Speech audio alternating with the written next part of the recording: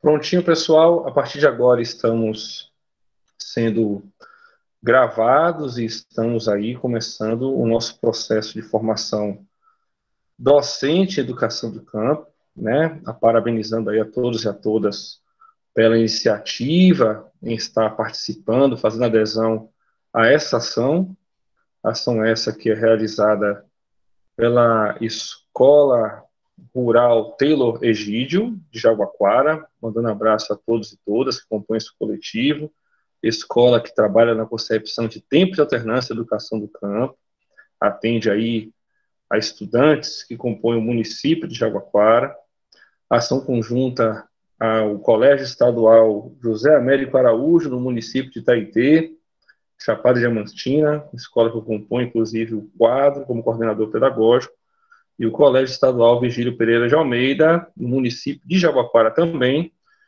colégio que tanto o Virgílio Pereira de Almeida como o José Américo Araújo atendem a muitos estudantes que são oriundos do campo, tanto de Jabaquara, no caso de um, como no município de Itaitê, no caso do outro.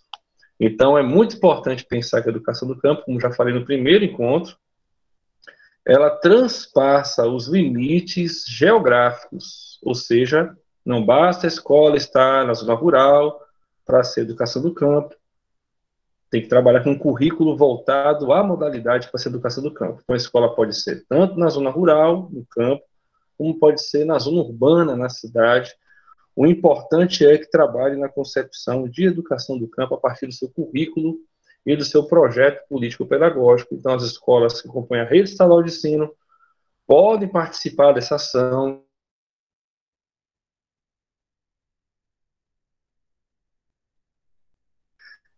Ainda aceitando os colegas, a gente vai continuar a formação, começar a formação, os colegas estão entrando, mas iremos dar início a o nosso diálogo de hoje. Inclusive, gente, é muito importante frisar que é um diálogo muito leve, não encarem isso como uma formação nesse aspecto mais fechado, mais denso, um diálogo muito leve. Estamos aqui apenas compartilhando conhecimentos que adquirimos na caminhada.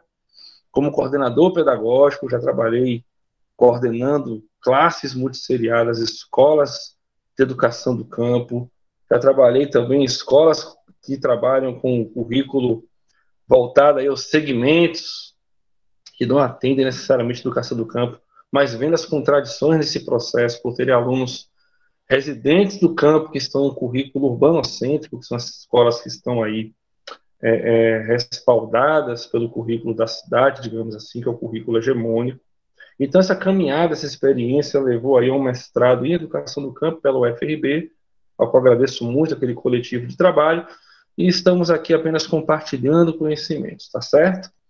Então, o nosso primeiro encontro, mandando um abraço aí para Sara, de Jaguaquara, Sara Almeida, base legal da educação do campo, ok? Base legal da educação do campo. Mas por que, professor Marco? Pelo amor de Deus, eu quero saber o que é base legal da educação do campo. É fundamental entender a legislação que norteia, que media, que delineia a modalidade, tá bom? Não só delineia a modalidade, como estabelece diálogos muito importantes sobre concepção de Estado brasileiro e o que é política pública. Hoje o objetivo não é só ficar falando de leis, aquela coisa chata, mas é chato porque, de fato, ler uma coisa é um linguajar muito específico, né? E que, às vezes, nós, professores e professoras, coordenadores pedagógicos, enfim, que estão na educação, temos um certo distanciamento da legislação. Não deveria ter, mas nós temos. Então, vou trazer esse diálogo sobre a base legal da educação do campo, trazendo para o chão da escola, inclusive os aspectos mais pedagógicos, né, fazendo os recortes necessários.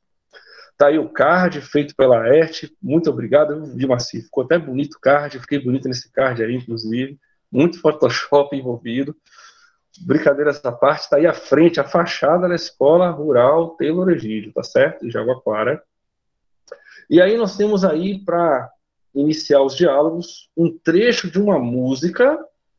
Sim, pessoal, a educação do campo também é cultura, tem poemas, tem músicas, tem mística envolvida na educação do campo.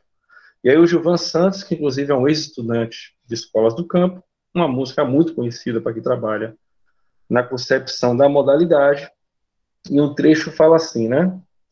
Não vou sair do campo para poder ir para a escola, educação do campo é direito, não esmola. Eu acho que essa passagem da música do Gilvan Santos ilustra muito bem sobre qual educação do campo estamos falando, né? Não se trata aqui de esmola, não se trata aqui de favor. A educação do campo, ela é uma modalidade instituída por lei. Falar até baixo, viu? E tem gente querendo acabar com ela. Então é importante que a gente defenda, conheça, compreenda, para que a gente possa caminhar aí nos caminhos legais e fortalecer essa modalidade de ensino que tem um compromisso aí em dialogar com as minorias, né? Minorias aqui não no sentido pejorativo, mas as pessoas que de fato precisam de políticas de equidade para poder serem sujeitos de direito, né? Então, peço, por favor, que minha nobre companheira Jaqueline avance para o próximo slide, tá certo? Temos aí o símbolo da educação do campo, o girassol. Pode avançar, Jaqueline, por favor, para o próximo slide. E aí, pessoal, antes de começar os diálogos sobre a base legal da educação do campo, fazer uma breve, muito breve revisão sobre o nosso último encontro, que o tema foi Fundamentos e Princípios da Educação do Campo, até para situar, porque os encontros eles têm uma conexão, vai compor um todo depois dos 5 encontros, né?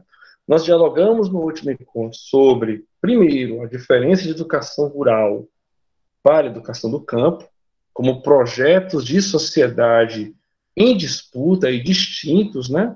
Vou falar um pouquinho mais sobre isso hoje, eu discuti base legal da educação do campo. Temos aí na discussão sobre educação do campo, fundamentos e princípios, o que ancora a educação do campo, né, que é a questão agrária no Brasil, a luta por direitos de acesso à terra, né, e também direitos à educação do campo. Note que esse direito é do campo, mas também ilustra a necessidade aí dos sujeitos da periferia, das minorias populacionais, que às vezes não são atendidas pelo currículo comum. Ah, mas todo mundo é igual por direito. Sim, notoriamente, mas iremos entender, inclusive hoje, que nem todos são iguais como sujeitos. Então, de fato, a questão agrária no Brasil ilustra uma luta histórica por terra, mas também por currículo, por educação, como diria o Miguel Arroyo, né? Currículo também é um território em disputa. Não é só receber, ficar calado, a gente tem que, de fato, dialogar sobre ele. Temos aí, nos diálogos do último encontro, né, o batismo da educação do campo, o marco histórico, que foi o massacre de Eldorado dos Carajás nos anos 90, que possibilitou aí a tensão histórica que fizesse que o Estado brasileiro concedesse direitos à população do campo. Inclusive, esses direitos desdobram-se na educação do campo, que não vem de graça, viu, gente? Costumo dizer que a trajetória histórica ilustra que sangue derramado aqui no território brasileiro foi necessário para que a gente pudesse dialogar sobre a educação do campo. Então, nós que estamos envoltos a esse turbilhão de ideias, independente de estar no campo ou não, nós que trabalhamos, inclusive, com comunidades periféricas, com estudantes de rede pública, que representam, inclusive, as camadas menos abastadas da sociedade, temos que ter esse turbilhão nos afeta também, né? Avanços legais, né? Temos aí com as políticas do governo FHC, Lula e Dilma, né?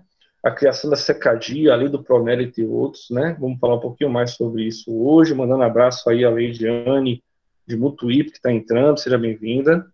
E aí temos os fundamentos e princípios, como princípios a agroecologia, o trabalho como princípio educativo, a identidade camponesa e a questão agrária, e como fundamento pedagógico, a pedagogia libertadora, a pedagogia libertária, a pedagogia socialista e as contribuições da pedagogia histórico-crítica. Essa chegou recentemente aos diálogos sobre a educação do campo. Então, esse foi o diálogo estabelecido no último encontro. Qualquer coisa pode resgatar, inclusive no YouTube, essas boas conversas que tivemos aí nos últimos encontros, realizados no dia 22, e uma repescagem, digamos assim, no dia 29, que foi muito bacana, inclusive.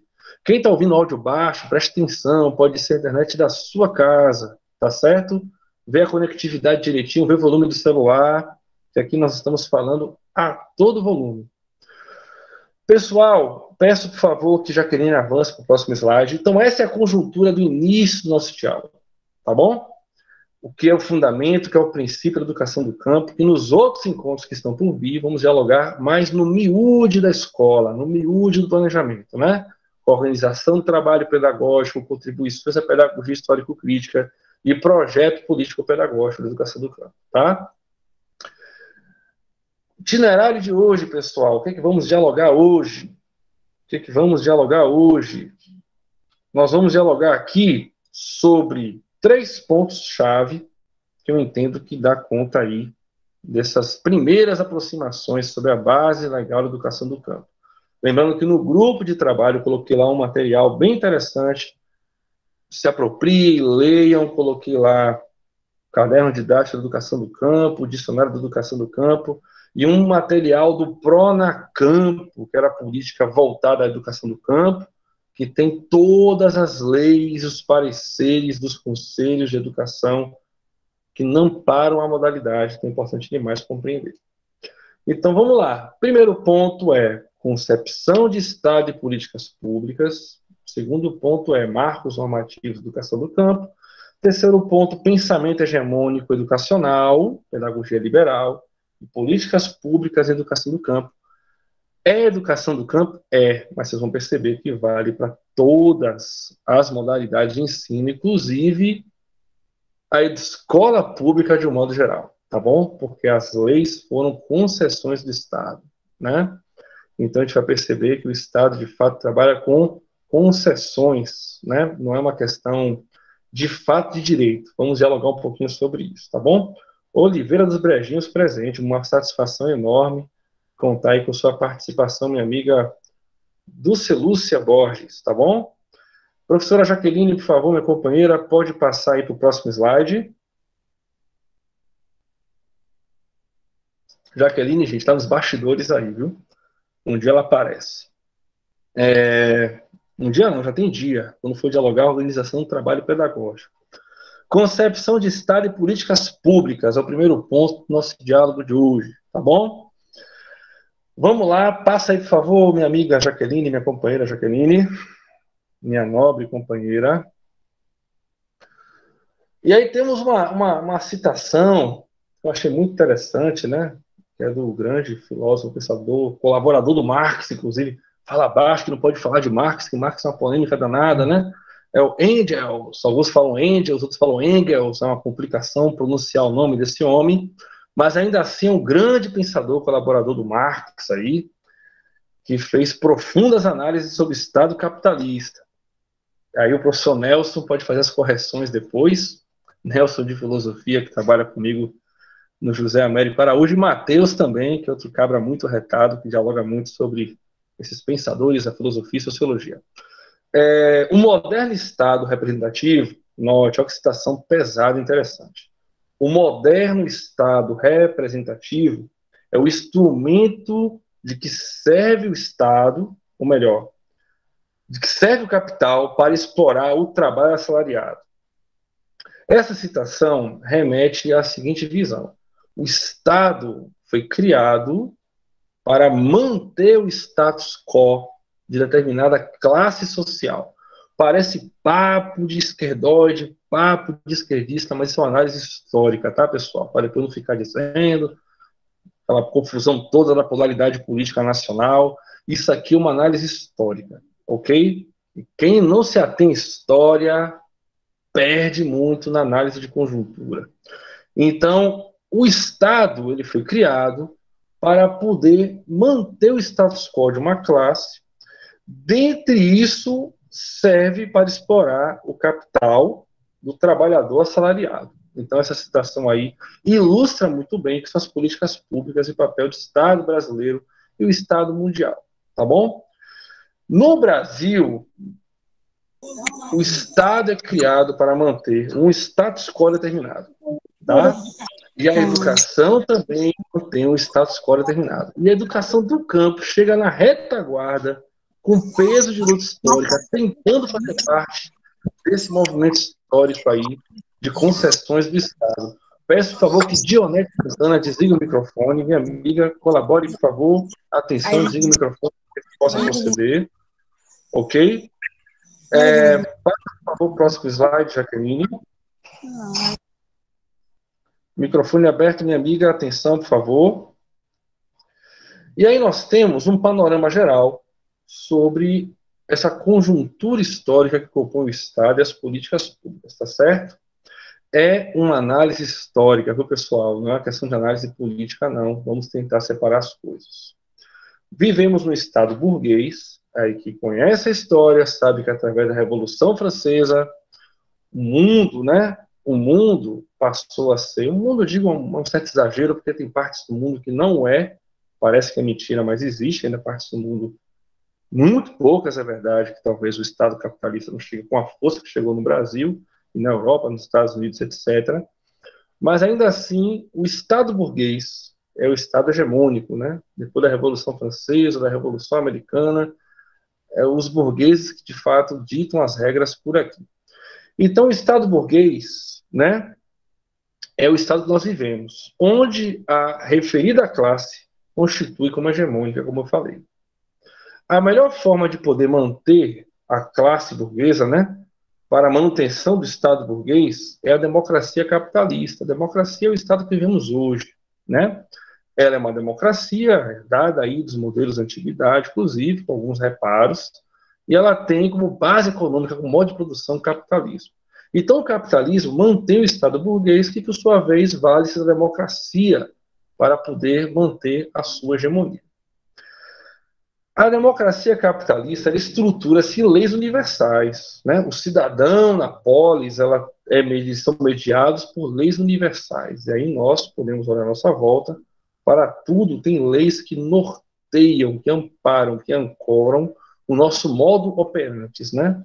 Seja no trânsito, seja na segurança pública, seja nas relações interpessoais, inclusive na educação. Essas leis ancoram o nosso modo operante, nosso modo de proceder junto à sociedade burguesa, e isso é histórico já, inclusive há séculos. Alguns países começaram antes, outros países como o Brasil ainda estão engateando nesse processo, mas de certo que as leis são universais, né? É aquilo que eu falei no primeiro encontro, todos são iguais perante a lei, né? Ou perante as leis. Mas temos que entender que nem todos os sujeitos são iguais. E aí vem a questão da educação do campo, por exemplo. As leis universais servem para manter a ordem democrática. Não só democrática, como também, né, a ordem no modo geral, né? Mas também a manutenção do status quo da classe burguesa, que, por hegemonia, mantém a sua cultura, mantém seu modelo de sociedade. Nós somos exatamente aquilo que a classe burguesa quer que a gente seja: consumidores, trabalhadores. Note que os aparelhos, isso não é nenhuma análise da educação do campo, né? São análise aí dos críticos reprodutivistas, né? Como Althusser, Bourdieu, por aí vai, onde, né, o Estado ele mantém, né, seu status quo através da sua hegemonia. O Gramsci falava isso também, né? Sobre a hegemonia do Estado burguês. E aí o que acontece? Nós somos exatamente aquilo que os aparelhos ideológicos do Estado querem que a gente seja. Consumidores, a roupa que a gente veste, a moda, tudo é ditado por uma ótica de mundo que é a ótica do Estado burguês. Olha as novelas, por exemplo, sendo bem, bem simplório aqui. Olha as novelas como mantém um padrão de sociedade que a gente fica ali iludido, achando que o mundo é daquele jeito, quando na verdade não o é. E aí, contraditoriamente, a democracia preza pela igualdade de todos perante a lei, como eu falei. Só que a pressão popular, sabendo naturalmente que nós somos iguais perante a lei, obriga o Estado burguês a fazer concessões e criar leis que promovam a equidade. É justamente as leis que promovam a equidade, que é uma espécie, digamos assim, de cala-boca nas tensões populares, né? Quando o povo começa a ficar na ebulição, luta por novos direitos, o Estado, né, que mantém esse status quo da classe burguesa, ele vai fazer o famoso cala a boca, apazigua, e aí as leis chegam para poder criar uma certa sensação de normalidade nas coisas. Exemplo de leis aí que mediam a questão da equidade, por exemplo, as leis de cotas raciais nas universidades. É polêmico, não é? Isso é uma questão de reparação histórica. As leis, inclusive, que ancoram a própria educação do campo e outras leis educacionais são políticas que tentam promover a equidade. E aí, a Andriele, do campus da UNEB de Irecê, seja bem-vinda, viu, minha amiga? E aí o que acontece? Então, a educação do campo, ela entra nesse molde de pressão popular e luta aí por espaço nas leis brasileiras em educação. Não só em educação, é importante frisar que a educação do campo, ela está para além do desenvolvimento da própria educação, né? Ela pensa também no desenvolvimento territorial, um desenvolvimento como um todo, a formação integral, a formação unilateral dos sujeitos, né? Então, pensar a educação do campo, o desenvolvimento da educação do campo, de pensar no desenvolvimento dos sujeitos de um modo geral, inclusive em um outro projeto de sociedade. Por isso que é interessante a educação do campo, porque ela não só versa sobre os homens do campo e mulheres do campo, é uma luta de todos, por um outro modelo de sociedade alternativo, né, a partir das políticas de equidade, por que não de outras políticas que podem vir. Então, nesse panorama geral, nós vemos que o Estado burguês ele cria concessões para as leis.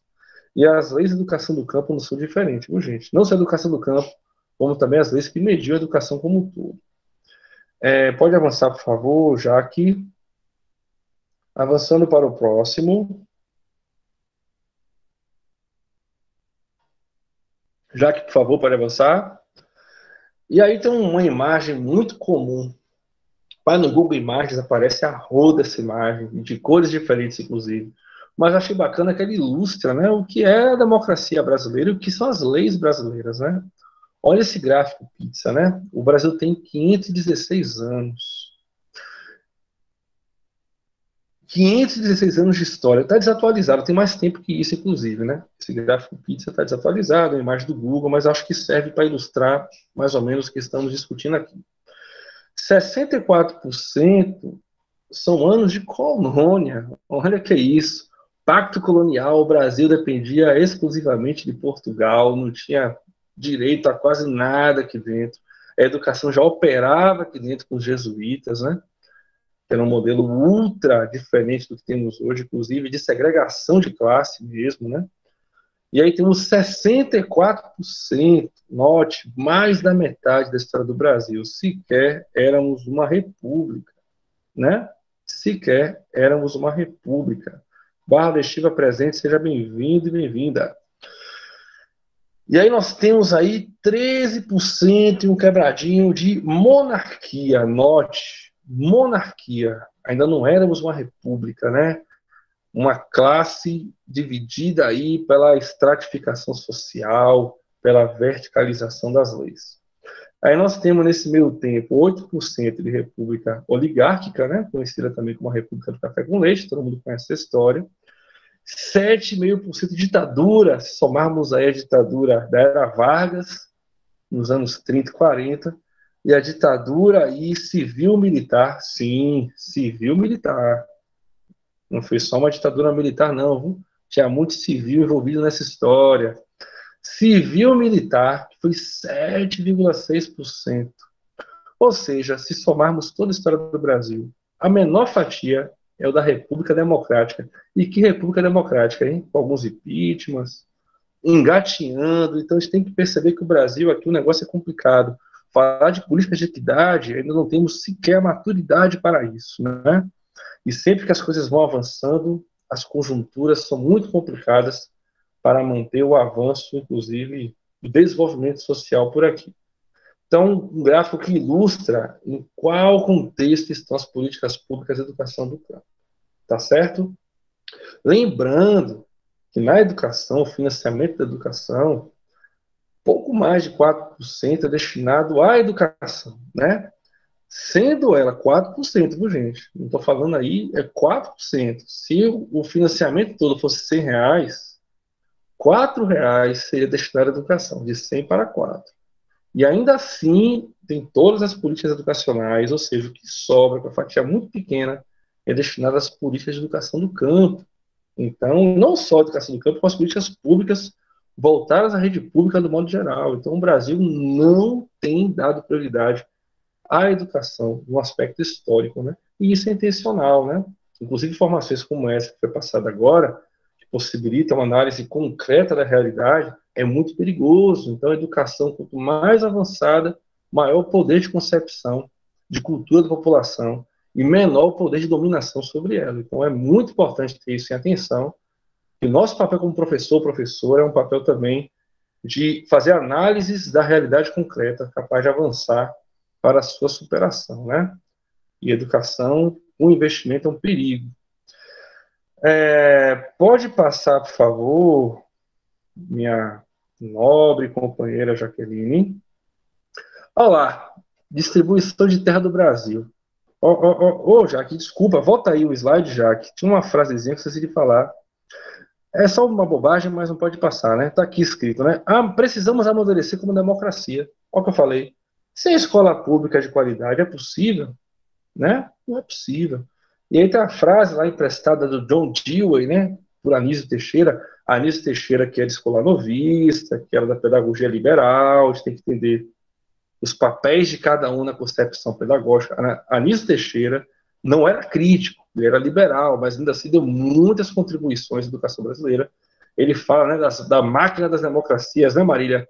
Você que gosta de Anísio Teixeira, Marília de Santo Inês, da máquina das democracias, que é a escola pública, né? Então, de fato, a democracia por aqui é um negócio meio complicado. Passa aí, por favor, Jaque, agora. Obrigado, viu? Você é uma pessoa sensacional. Ania, a técnica responsável é Marília. É Marília o quê? É Jaqueline, viu, Ania? Um abraço aí, manda um abraço para Marco, viu, amiga? Figuraça, seu esposo, meu xará. E aí temos, olha só, a divisão de terras no Brasil, as capitanias hereditárias, a análise histórica da conjuntura. O que a escola tem a ver com isso, Marco? Pelo amor de Deus, eu quero ver sala de aula, prática. Gente, tem que entender que existe uma conjuntura histórica por trás da educação, né? E a nossa prática pedagógica tem que ser alicerçada na realidade concreta, capaz de transformar realidades a partir da produção de consciência. Ensino híbrido, né, não, Ania? Não sei o quê, metodologia ativa. Nada vale se você não souber a realidade concreta. Está gravado. Vou mandar depois para SEC Bahia isso. Nada vale se não souber a realidade concreta, tá bom? Só é metodologia, malabarismo, não chega a lugar nenhum. É importante, não estou dizendo que não é importante. Metodologia é importante. Mas sem conhecimento concreto não vai muito longe, não. Então, a análise das capitanias hereditárias, ela ilustra como é feita a distribuição de terras por aqui no Brasil, né? E é essa estrutura tão demarcada de terras mal distribuídas que ilustra uma série de desigualdades no povo brasileiro, no campo e na cidade, viu, gente? E também tem sua vertente na educação rural, que é o projeto societário que a educação do campo combate através de um currículo pensado para a transformação social, ok? Pode passar, por favor, Jaque. Avançando. Quem trabalha com a educação do campo já conhece esse quadro que eu trouxe aqui, mas ainda assim um quadro muito importante, né? E aí está o projeto de sociedade pensado pela educação rural. Note, não é educação do campo, não, é educação rural, que é o projeto de desigualdade no campo, é o projeto de manutenção das desigualdades, inclusive na educação, né? Temos aí, na base da pirâmide, né, um modelo de produção insustentável. Por que ele é insustentável? Porque ele é baseado no aspecto geral do Brasil, viu, gente? Logicamente, existem outros modelos também aqui no Brasil, vou falar um pouquinho sobre isso.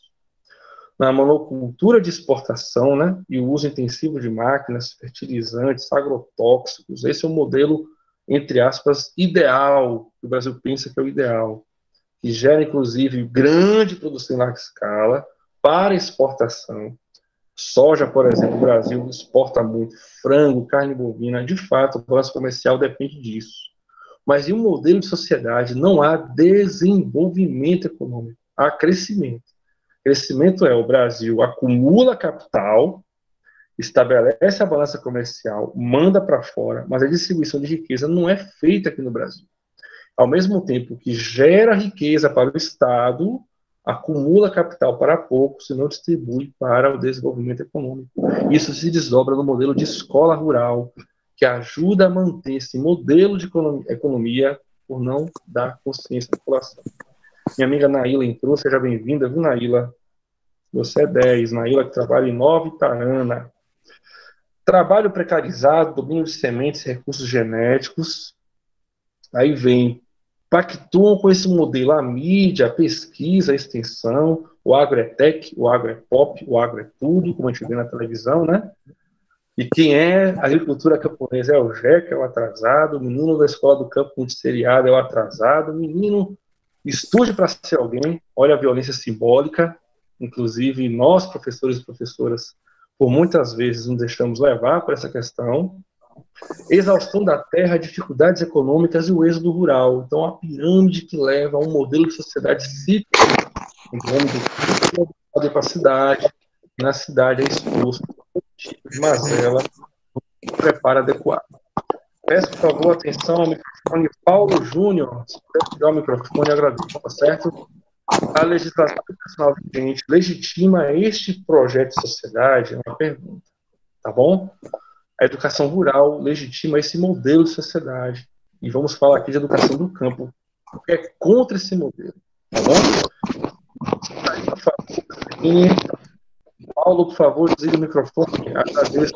O professor Marcos, ele tá dizendo que tá com problema aí no áudio, não tá conseguindo, acho que não tá conseguindo fechar, não. Ah, tá, tranquilo. Ele tá tentando resolver aí. Ok. Beleza, meu querido. Vamos avançando, vamos avançando. E aí, para encerrar essa questão de análise de conjuntura, agricultura camponesa, agronegócio, também é um quadro muito conhecido na internet. Vou falar só de 2 gráficos, viu? Se nós olharmos aí o agronegócio, note, a mão de obra ocupada é apenas 26% da população, tá? Pouquíssimas pessoas trabalham no modelo de agronegócio e trabalham nas áreas de alta tecnologia, muitos deles, né? E o acesso a crédito ocupa 86% do crédito disponibilizado público, ou seja, menos gente ocupa mais crédito. Ao mesmo tempo, ocupa mais terras e produz menos comida. Olha que coisa. 30% do alimento que vai à nossa mesa é do agronegócio. E quando vai como leite em pó, chocolate, produtos industrializados, que inclusive faz muito mal à saúde, na grande maioria dos casos. Mas tem gordura trans, a gente adora, né? Infelizmente, é assim que funciona. Não em todos os casos. O Jaqueline, por exemplo, aqui não come isso. E aí a agricultura camponesa, note, tem menos crédito, 14%, que aquele Pronaf de R$1.000, não sei se vocês conhecem, 1.500, aquele Pronaf de R$1.500. E a mão de obra ocupada é maior, ou seja, o povo que trabalha na agricultura camponesa e o povo que produz comida, 70%, está na agricultura camponesa, que é o aipim, que é a macaxeira, que é a carne, o leite, enfim, que a gente consome, tomate, está na agricultura camponesa. Mesmo assim, esse modelo é negado, inclusive na escola, ok?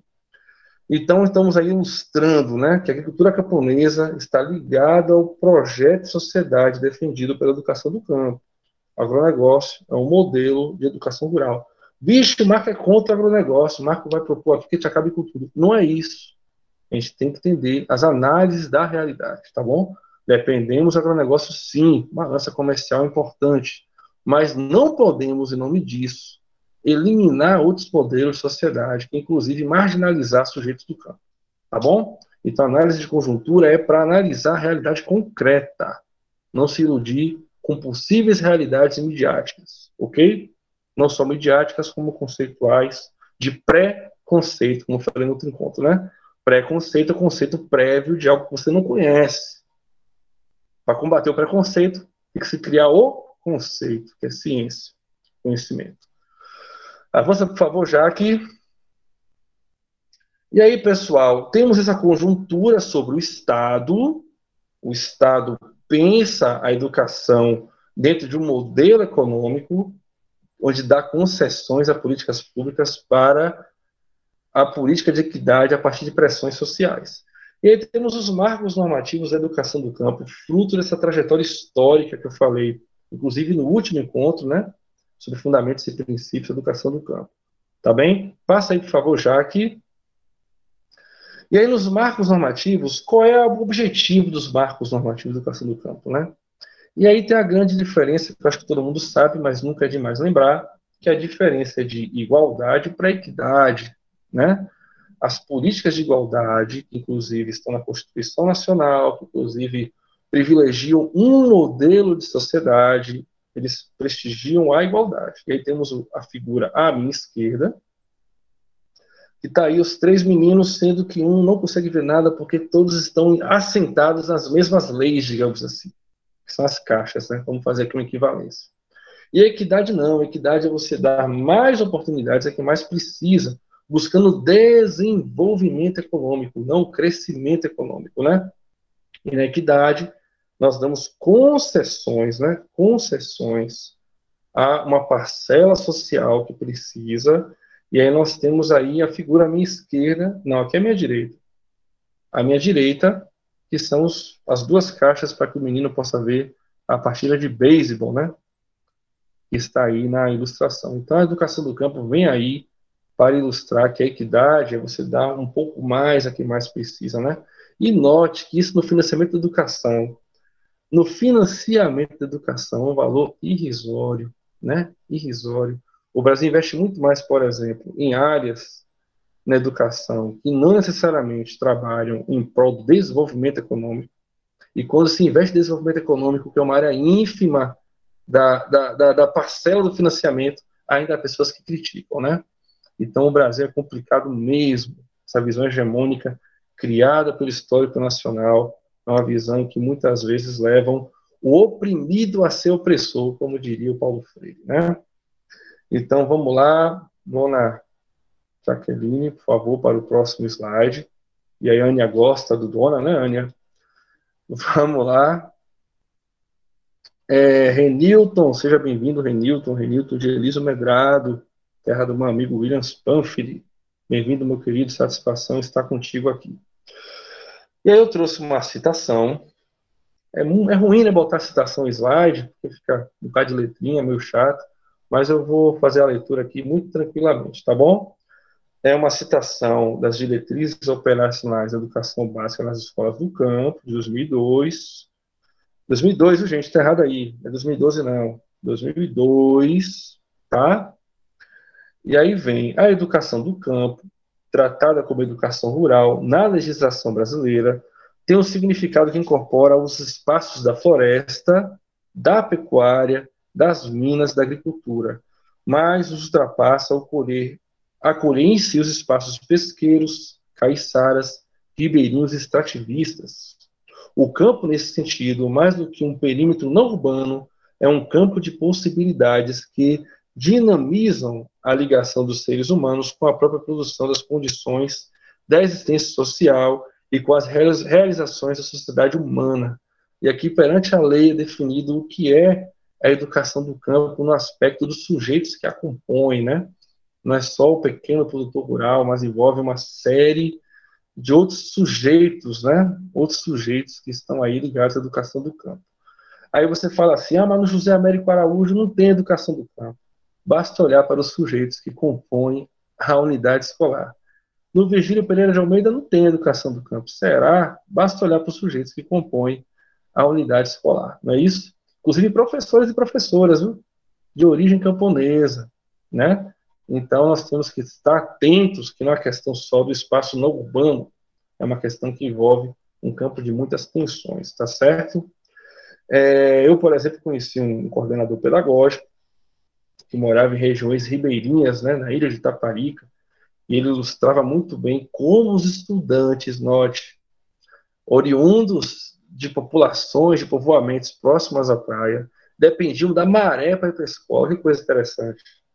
Simplesmente tinha épocas que eles não iam para a escola porque a maré não deixava, e tinha que se pensar um outro calendário escolar para atender às marés. Uma coisa bem interessante, parece simplório, mas quando se fala em política pública igual para todos, é um tiro no pé, que nem todos são iguais. Tá bem? Isso é muito complexo, mas ainda assim, uma análise de realidade. Pode avançar, por favor, para o próximo slide. E aí nós temos aí um panorama de todas as leis que ilustram a educação do campo. Quem assistiu a TV Undime já viu esse quadro apresentado por mim em um outro momento, tá? Mas não tem quadro melhor, esse quadro continua sendo o válido. E aí nós temos, nesse organograma, né, 1988, falarei um pouco melhor sobre isso mais tarde, a Constituição Federal, né, que dá direito à educação. Em 96 temos a LDB, né, que vem mesmo com uma grande vanguarda da educação, inclusive até hoje nós somos mediados pela LDB, né, também conhecida como Lei Darcy Ribeiro. Pouca gente sabe disso, mas o Darcy Ribeiro foi um dos grandes responsáveis por essa lei, que tem educação básica para a população rural, cita a população rural, coisa que nem era citada antes. Porque antes o povo entendia que para morar no campo bastava saber pegar na enxada e montar no cavalo. É sério isso, gente. Então achava que não tinha que ter escola no campo, porque para as coisas que eram desenvolvidas no campo, bastava saber pegar na enxada e montar no cavalo, e coisas muito simples, né? E aí criava-se uma grande segregação social com isso. 2002, as diretrizes operacionais para a educação básica nas escolas do campo, inclusive a citação anterior extrair dessas diretrizes, que é muito importante, que delineia a modalidade de educação do campo. Todos nós, professores e professoras, precisamos entender essas leis, porque elas também ancoram o trabalho pedagógico. Não é só lei, legislação, número, não. Fala como procede o trabalho pedagógico, fala como procede o planejamento do professor, fala sobre visão da escola, fala sobre visão do estudante, ilustra também o trabalho pedagógico. Jerusa, dá uma olhadinha no seu áudio para ver se não é o seu celular, a sua internet, tá bom? Aqui estou tentando falar o mais audível possível, não sei nem se essa palavra existe. 2008, temos aí políticas públicas que complementam as diretrizes operacionais, vou falar um pouquinho sobre elas. Justiça seja feita. Nesse organograma faltou uma lei de 2006, inclusive lei de grande interesse da ERT, que é a lei aí que autoriza a pedagogia em tempo de alternância como possibilidade legal. Creio nisso, a pedagogia de alternância existe no Brasil há décadas, mas só a partir de 2006 ela foi legalizada. É mole o que mais, é mole o que mais. Inclusive, a educação do campo, ela tinha sérios problemas, inclusive, em legitimar os estudantes com seus históricos que estavam aí, inclusive, nas escolas em tempo de alternância, tá bom? Pessoal, eu vou enviar daqui a pouquinho como é que chama? A frequência, tá bom? A frequência. Frequência no chat foi, tá bom? Por favor, preencha a frequência, tá no chat, no Google Formulário. E o povo não para de entrar na formação, vamos que vamos. Temos aí 2010, o decreto do PRONERA, que é o Programa Nacional de Educação da Reforma Agrária. Temos as ações do PAR, que é o Plano de Ações Articuladas. Talvez quem está na sala de aula, professor, professora, não tenha tanta aproximação, mas quem trabalha em gestão escolar sabe o que é o PAR. O PAR, pessoal, para quem não sabe, é por onde vem todas as políticas públicas de educação. Financiamento, estrutura física, aquisição de material, transporte, tudo vem pelo Plano de Ações Articuladas. E é um programa muito complexo, muito amplo, e a Educação do Campo passou a criar uma área muito especial através de algumas ações de 2012. Vem o Pronacampo, que é uma política específica do governo Dilma, inclusive o material que eu compartilhei lá no grupo do WhatsApp é do Pronacampo. E, por fim, a Educação do Campo compõe também o Plano Nacional de Educação, entre as metas e estratégias. Inclusive, na quinta-feira, estarei dialogando com a Secretaria de Educação do Estado da Bahia sobre o PME, Educação do Campo e PME, um convite feito por Moacir, que coordena o processo do Plano Municipal de Educação na Bahia. Agradeço muito aí a Moacir. Se for gravado depois, eu coloco lá também no grupo do WhatsApp, tá bom? Então, esse aqui é um panorama das leis. Gente que trabalha em educação precisa compreender onde ela está ancorada, tá bom? e ela está ancorada não só no currículo, não só no projeto político-pedagógico, mas também está ancorada nas leis. É o que te fala, a educação, ela tem, você tem autonomia a trabalhar, né? A cátedra, por exemplo, do professor, a cátedra, ela é ancorada na autonomia, mas a autonomia, ela é regida por leis. Nós não temos soberania de fazer aquilo que bem entende, né? Soberania não é autonomia, nós temos autonomia em fazer as coisas mediadas através da lei, tá bom? Avança, por favor, Jaque. Próximo slide. Aqui é uma análise rápida dos principais pontos que estão nas diretrizes operacionais para a educação básica nas escolas do campo, tá bom? Tem muito mais coisa lá, viu, gente? Eu peguei um resumo mesmo para a gente entender sobre qual chão estamos pisando ao dialogar sobre as diretrizes operacionais para a educação básica nas escolas do campo, tá? Quem trabalha em escola rural, escola do campo, que está no processo de transição para virar educação do campo, precisa compreender as diretrizes operacionais para a educação básica nas escolas do campo. 2002. 18 anos se passaram e essa lei ainda é muito desconhecida. Mas não culpa os professores e professoras, não culpa os coordenadores, porque essa lei ela é contra-hegemônica. O que é isso? Ela não está sendo posta de maneira hegemônica para a escola, né? Quem não busca, não acha, e quem não acha não pode mediar sobre essas políticas. Ela é silenciada, porque o mais importante são as políticas hegemônicas, que tem inclusive na escola da cidade a centralidade do processo, né? Um currículo urbanocêntrico que a gente fala, né? Onde a cidade está acima do campo. Esse modelo de sociedade, modelo de trabalho, modelo de modo operantes, enfim. O IBGE mesmo fala que não existe diferença de cidade e campo, eles se complementam, né? Mas existe um preconceito da cidade com relação ao campo, e isso é notório, pelo menos a grande maioria das cidades brasileiras, inclusive da Bahia, tá? Então vamos lá, diretrizes operacionais para a educação básica nas escolas do campo. Bebendo uma água aqui. Bom, aí ela vem com propostas pedagógicas e diversidade do campo e políticas de igualdade. Ela versa sobre diversidade do campo e acena para as políticas de igualdade, onde o sujeito do campo e o sujeito da cidade são iguais perante a lei, né? Iguais perante a lei. Atendimento escolar diferenciado, com atenção inclusive à flexibilização do calendário.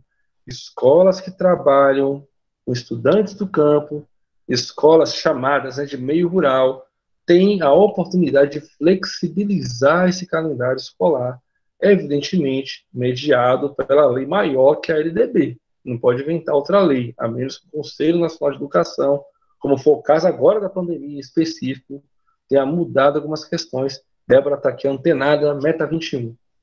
Meta 21 do Plano Nacional de Educação, Plano Municipal de Educação. Essa flexibilização também é possível na rede das escolas da cidade, não é uma questão específica da escola do campo. Essa lei também é válida para as escolas da cidade, né? O calendário anual não tem relação com o calendário letivo. O problema é que muitas vezes atrela-se o calendário anual ao calendário letivo por uma questão de orçamento municipal e estadual, né? Por uma questão de orçamento. Execução de orçamento, prestação de contas, aí as coisas são alinhadas, mas não existe, independe, tá bom? Atividades pedagógicas e projeto de desenvolvimento sustentável é uma ponta aí para a questão da agroecologia, né? Para a questão do desenvolvimento local sustentável. Lembrando que desenvolvimento sustentável é categoria de análise. Existem discussões sobre desenvolvimento sustentável que não defendem o desenvolvimento sustentável, inclusive. E outras versões, outros diálogos já versam sobre o desenvolvimento com bases agroecológicas, que é um outro caminho. Tá bom? Importante compreender que as palavras possuem categorias de análise. Desenvolvimento sustentável em quem? Com qual objetivo? Alguns objetivos não versam em favor, inclusive, da educação do campo. É importante estar atento a isso, mas isso é uma outra história e vamos dialogar em um outro momento. Controle social e participação da comunidade do campo, a questão de fato dos colegiados, existe um aceno sobre isso. Note que não é privilégio só da educação do campo, gente. As escolas que estão também situadas no meio urbano possuem as mesmas leis, tá bem? Demandas dos movimentos sociais e subsídio das políticas educacionais. As diretrizes operacionais versam aí para a escuta dos movimentos sociais, né? Lembrando que o marco histórico foi o massacre de Eldorado dos Carajás, né? É um massacre dos movimentos sociais, uma fazenda no estado do Pará. O Brasil ficou muito mal na fita dos direitos humanos, muito mal perante aí os organismos internacionais, e o Brasil precisava dar respostas rápidas. Inclusive, as respostas rápidas vieram em formato de leis que amparassem a educação do campo. Então, o aceno aos movimentos sociais por parte do Estado brasileiro é muito também um aceno de compensação pelas barbáries que foram cometidas no passado. Triste história, mas é a realidade, gente. Isso é análise histórica, viu? Não é análise política, não. Partidária, pelo menos, não. É histórica, tá? Para depois não dizer que Marcos é isso, Marcos é aquilo. Vamos lá, gestão democrática, né? Também é uma questão que vem da LDB, mas a educação do campo frisa e versa sobre isso. E aí o grande barato da educação do campo, falar até baixo aqui, viu? Diferenciação do custo aluno do campo. O financiamento para os alunos do campo, ele é diferenciado. O aluno do campo, ele vale um pouquinho mais que o aluno da cidade, que entende-se que o campo existem condicionantes diferentes, né? Condicionantes diferentes. Então, a diferenciação do custo aluno do campo é uma grande vitória da modalidade, mas muitas vezes nós, por não termos o controle social, inclusive, não conseguimos fazer uso disso, tá bom? Lembrando que as redes, elas são variadas, né? Isso aí varia de acordo com o tamanho da rede, de acordo com o tamanho dos alunos. Clóvis, vê aí se o seu volume está desligado, meu querido. Pode ser. Entra, sai do processo e volta para ver se melhora. Às vezes, quando recebe uma chamada, por exemplo, o link cai e fica sem áudio. Então é importante sair e voltar para ver se resolve. Tá bom?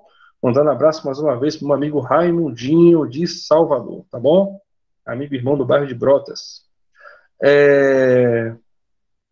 Passa, por favor, professora Jaqueline. Então, temos aí as diretrizes operacionais para as escolas, educação básica nas escolas do campo, que traz aí uma série de apelos à educação do campo, ao homem do campo, sujeito do campo. É uma grande novidade, um grande entusiasmo na época, né? Existe toda a conjuntura nacional de um novo governo, inclusive progressista, e as coisas pareciam que embalar aqui no Brasil, mas infelizmente a coisa não foi tão como pensávamos, não. Pelo menos a educação do campo. Ainda existe muito caminhar pela frente para consolidar essa modalidade, tá? Porque estamos na contra-hegemonia. E aí, em 2008, pulei algumas leis, viu, gente? Frisei em 3 leis, que são as leis que alicerçam bem a educação do campo. As diretrizes complementares de 2008 traz aí 3 pontos muito importantes, viu? E polêmico, inclusive, muito polêmico. Olha a polêmica, viu? Atendimento da educação do campo oferecidos nas próprias comunidades rurais. Isso entra como lei, note, entra como lei. Atendimento da educação do campo oferecido nas próprias comunidades rurais. Entende-se, naturalmente tem uma série de conjunturas, isso até foi fruto de diálogo no último encontro, né? Mas entende-se que a educação oferecida na sua comunidade promove uma série de enraizamentos históricos, facilita o acesso do estudante do campo, o vínculo com sua comunidade, e, além disso, o Estado está presente na comunidade. Conheço realidades, por exemplo, que se tira a escola do campo, não sobra mais nada naquela localidade, no aspecto do Estado ir lá. Compreende? A comunidade fica ainda mais isolada quando se fecha uma escola do campo. Tá bem? Vai ser gravada essa aula, viu, Rita? Um grande abraço. Já está sendo gravada, aliás, né? Vai ser disponibilizada, melhor dizendo.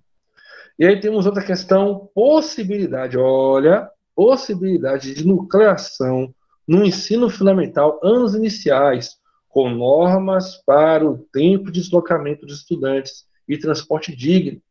Quando se fala em transporte digno, gente, é um transporte digno, seguro, né? Até pouco tempo no Brasil, a presença do pau de arara era muito grande, né? Isso não existe mais, não é isso? Fala até baixo. Não existe mais o pau de arara, mas tem uns pau de arara por aí ainda, viu, gente?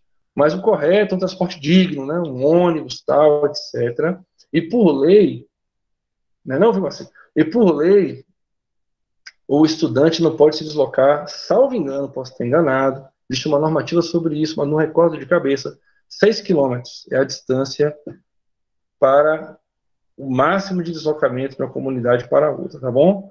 Porque senão quebra-se esse vínculo tão entendido aí no item 1, né?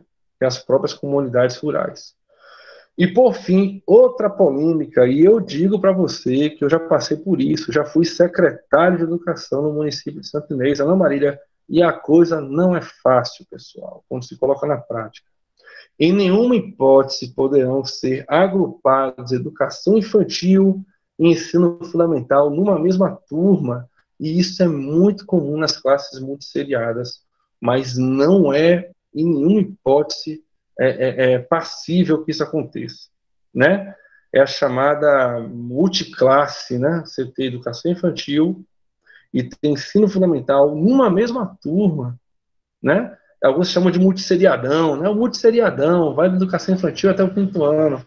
Dificulta enormemente o desenvolvimento da criança e dificulta enormemente o trabalho pedagógico como um todo. Então, essa legislação 2008 versa sobre isso, ok? Versa sobre isso. Por fim, passa, por favor, Jaqueline. Temos aí o PRONERA, que é a Política Nacional de Educação, e o Programa Nacional de Educação e Reforma Agrária. O PRONERA de 2010, que inclusive acaba, não acaba, tá uma agonia com esse PRONERA. Se acabar, vai ser uma grande derrota aí para as comunidades camponesas, né? E aí o que acontece? O PRONERA, ele tem aí os beneficiários, né, que são os diretamente atendidos pelo INCRA, né? Praticamente toda a população camponesa paga INCRA, então, assim, praticamente esse é hegemônico. E também os beneficiários pelo Programa Nacional de Crédito Fundiário têm acesso aí ao PRONERA, tá bom? É realidade de Gandu, mas é realidade de praticamente todas as cidades. Isso é uma caminhada árdua que precisa ser combatida, inclusive, essas questões que envolvem as leis de 2008, né? Como deslocamento, como agrupamento de estudantes, é uma complicação. Em Santo Inês, quando eu estava como secretário, a característica do município de Santo Inês viabilizou algumas políticas públicas que talvez outros municípios não consigam, como, por exemplo, o Santo Inês só tem 2% da população na área rural. Acho que é uma das cidades mais urbanas do Brasil, inclusive. Então, pouquíssimas escolas no campo possibilitavam políticas mais fáceis de serem gerenciadas. Já tem município aí que tem mais de 80 escolas no campo. Então, é uma complicação muito grande, mas ainda assim é bandeira de luta. Não pode deixar passar batido, não. Temos que lutar para ir melhorando isso. Cláudia Portela passou a lista assim, está no chat. Então, vem aí valorização. Note que esses termos, valorização, identidade, é muito presente na legislação do campo, tá? E aí eu vou falar um pouco sobre isso daqui a pouco. Não só do campo, como também da cidade, viu? Realidade, contexto, identidade, interesse, é a palavra da vez quando se fala legislação e currículo. Cuidado com isso. Mas vamos lá. Valorização da identidade da escola do campo por meio de projetos pedagógicos e conteúdos curriculares e metodologias adequadas, outra palavra, adequadas às reais necessidades do campo. Reais necessidades do campo. Daqui a pouco eu falo mais sobre isso. Infraestrutura e estrutura escolar no campo. Com o PRONERA, inclusive, teve melhoria de muitas estruturas físicas. O PDDE Campo possibilitou, inclusive, reforma em escola. PDDE Água, e parabenizando, inclusive, o trabalho feito aqui no município de Cravolândia do Resíduo. Ao chegar em Cravolândia, encontrei escolas muito bem estruturadas, né? Estrutura física, mobiliário, equipamento de trabalho pedagógico, fruto aí da gestão dos recursos que vinham à escola. Parabenizar demais aos professores e professoras aqui de Cravolândia. E aí veio com o Pronacampo, 2010, essas políticas, né? PDDE Água, por exemplo, dava 30 mil reais a uma escola para poder adequar o sistema de água. Se o sistema investiu só 5 mil, os 25 mil podiam ser investidos na escola, pintura, reforma, enfim, como o caixa escolar bem entendesse. Então foram políticas que avançaram muito a educação do campo. E quem conseguiu pegar esse bonde da história, conseguiu melhorar a qualidade da educação das escolas do campo, tá bom? Acesso ao ensino superior para a formação de professoras do campo, note, políticas como licenciatura em educação do campo, veio com o Pronera, o próprio mestrado que eu fiz em educação do campo, veio também como fruto de políticas públicas de equidade, né? Eu sou fruto dessas políticas, né? A UFRB, Campos de Amargosa, inclusive, é uma universidade que preza pela equidade, né? Agradeço muito, inclusive, ao coletivo de professoras e professores dessa universidade, dando um abraço aí a Terciana, a Fábio e aos demais colegas. Então, vem com políticas de formação de professores, continuada, inicial, o Pronera. O problema, vou falar abaixo de novo, é que nem todas as formações vieram com os fundamentos da educação do campo. Olha a polêmica, Marcos. Os fundamentos da educação do campo versam sobre as pedagogias críticas, como a libertária, libertadora, socialista. Essas formações que vieram com o Pronera, e muitas vezes vieram com concepções liberais, não ajudou a desenvolver a modalidade como deveria, por isso que nós estamos em atraso, né? Isso é fruto de outra discussão, que é a organização do trabalho pedagógico nas escolas do campo. Formação adequada, né? Continuada à realidade do campo. Note que eu falei de novo realidade. Formação em nível técnico para o ensino médio. Inclusive, o município de Itaité recebe muitos cursos técnicos no turno noturno, né? Que são frutos aí de políticas também voltadas à educação do campo, ainda que com vertentes aí que não sejam necessariamente de atendimento progressista no sentido das concepções pedagógicas, né? Mas ainda assim são cursos como agronegócio, psicultura e por aí vai, que são políticas de ensino técnico no campo. Inclusive o colégio que eu trabalho, José Américo Araújo, recebe muitas turmas dessas no turno noturno, mandando abraço aí para a turma de Itaité. Então, temos aí o panorama de 3 políticas: as diretrizes operacionais 2002, as diretrizes complementares 2008 e o Pronera 2010, que faz o delineamento da educação do campo, tá bom? De política pública voltada para uma educação do campo de qualidade, com certeza, e de política pública. Passa aí, por favor, próximo slide. E aí, vamos para a última parte da nossa noite de hoje: pensamento educacional hegemônico, política liberal, pedagogia liberal e políticas públicas de educação do campo. Isso dá uma polêmica tão grande, gente, que eu estou com medo de apanhar depois desse curso por parte de alguns colegas. Brincadeiras à parte, mas existem políticas liberais que transitam pela legislação e educação do campo, né? Porque o Estado, ele não é brincadeira. O Estado, ele é resiliente, né? Estou falando de Estado, parece que eu sou um anticapitalista. Não é isso, gente. Mas estou falando que a gente tem que fazer análise concreta da realidade. O Estado é resiliente, né? Ele não dá a mão palmatória. Ele, com a mão, dá a política, com a outra mão, ele dá um jeito de estar presente, né?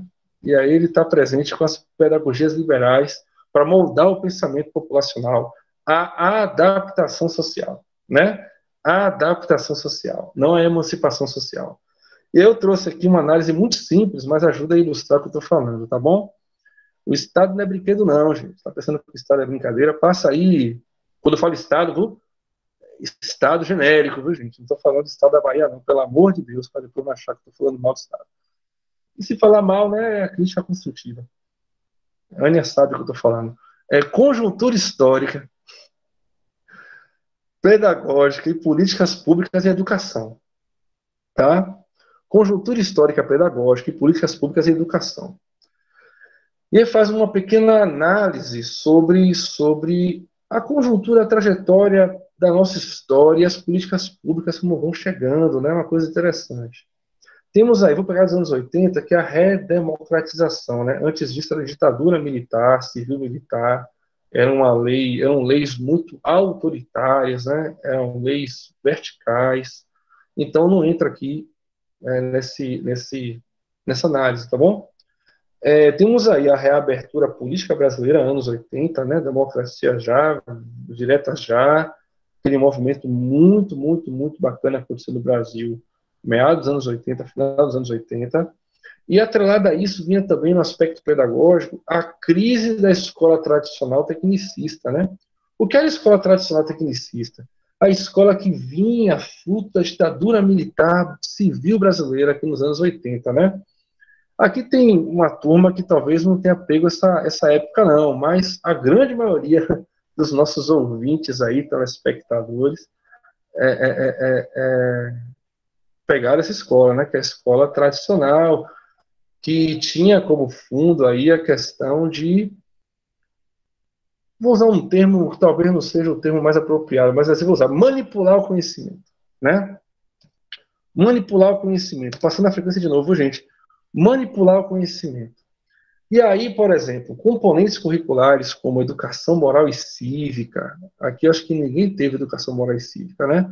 Organização social política brasileira, que eram componentes curriculares que ilustravam o hino, a cor da bandeira, né? Eram voltados para o civismo, né? O civismo, né? Vilmaci se entregou, teve, eu também tive, viu? Lá no Instituto Santa Maria Eufrásia, em Salvador. Técnicas comerciais, eu não estou dizendo que técnicas comerciais seja ruim, não, viu, gente? Mas, ainda assim, eram componentes curriculares que entravam olha o nome feio, grade curricular, para poder trabalhar com professores e professoras, né? Ao invés de trabalhar com conhecimento crítico, de base filosófica, sociológica, e por que não, linguagens, etc., exatas, etc., trabalhava-se conhecimentos que era voltado para adocicar a população, né? Temos aí o Mobral na EJA, que é um clássico, né, de procedimentos de trabalho voltado a adocicar o cidadão. E aí o que acontece? A EMC, o SPB, tive tudo isso também, viu? Todo mundo teve tudo isso. Jaqueline não teve, não, mas todo mundo teve. E aí o que acontece?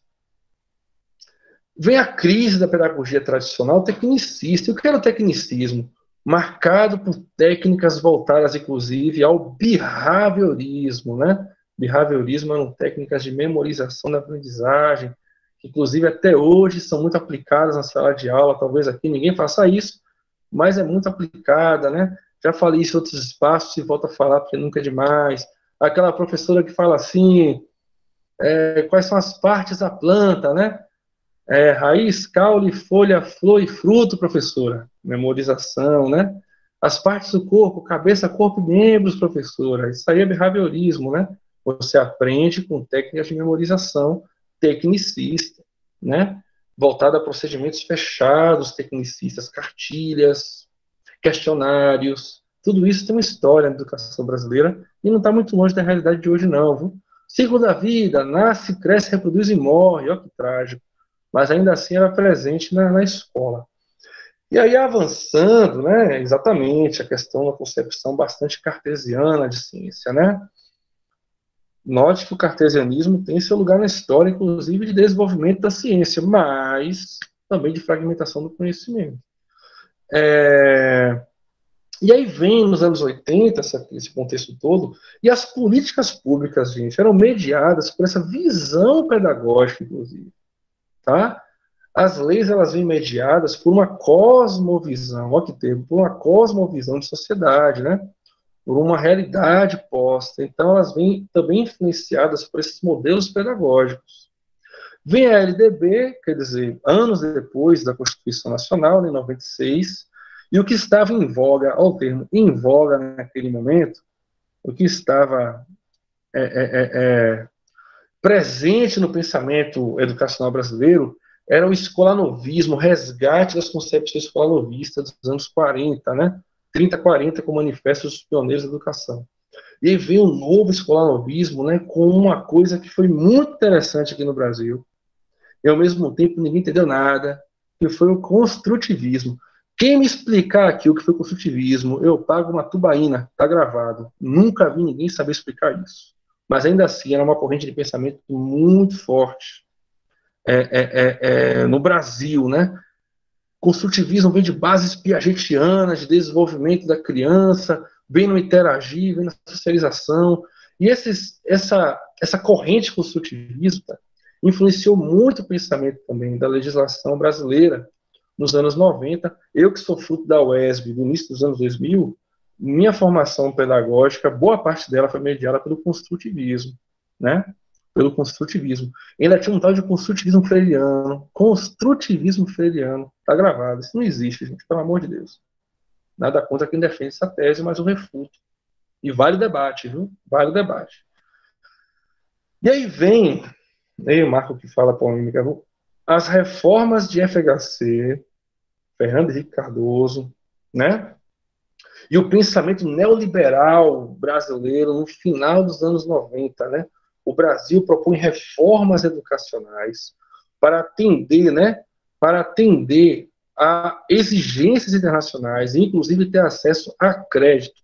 O Brasil, no final dos anos 90, recorreu muitas vezes ao Banco Mundial, ao FMI, e esses empréstimos não vêm de graça, é empréstimo. O empréstimo tem juros, mas também tem condições. E uma das condições são as reformas educacionais brasileiras, né? E aí temos como talvez grande ponto ápice das reformas educacionais a questão da universalização do ensino proposto pela FHC, talvez o maior legado educacional de Fernando Henrique Cardoso, que é toda criança ter direito à escola, e a escola do campo também ganha um grande boom nesse momento, né? No aspecto quantitativo, criança na escola. Mas no aspecto qualitativo, há autores que, inclusive, definem a universalização do ensino como o início da grande crise da rede pública de ensino. Por culpa dos alunos que entraram? Não.